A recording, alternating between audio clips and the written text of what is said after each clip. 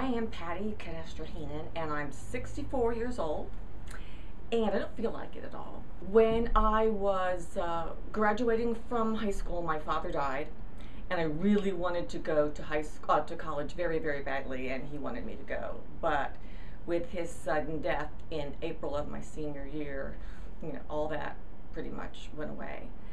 And so then I went on with life, and I had a family, and later on I went out to work. I had this recurring dream about not ever going to college.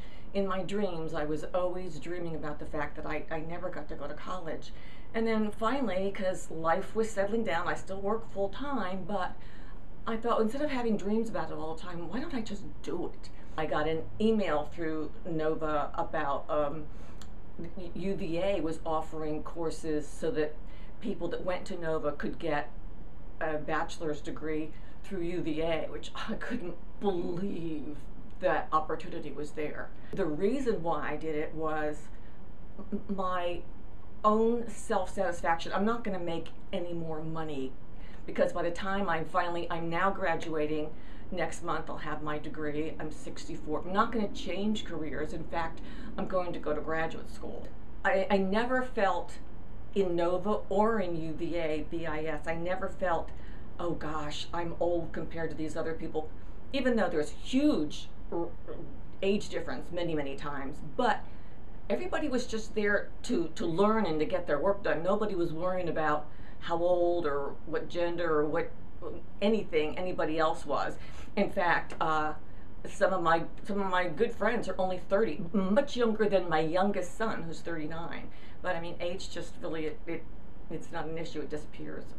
Many friends have decided, oh my goodness, if she can do it in her 60s, I mean, some of the people that are now gone back to school because of it are in their 30s and some in their 40s. So, I mean, they can't think, oh gosh, how could I, if this lady in her 60s is doing it and it's going along just fine. So I have been able to encourage a lot of people to go back, and several people that actually had some college in other countries and didn't think, they thought they would have to start all over again in this country, but we worked together and found out that there is a program that you can go through to find out what of your college credits in that other country can be transferred here in the United States.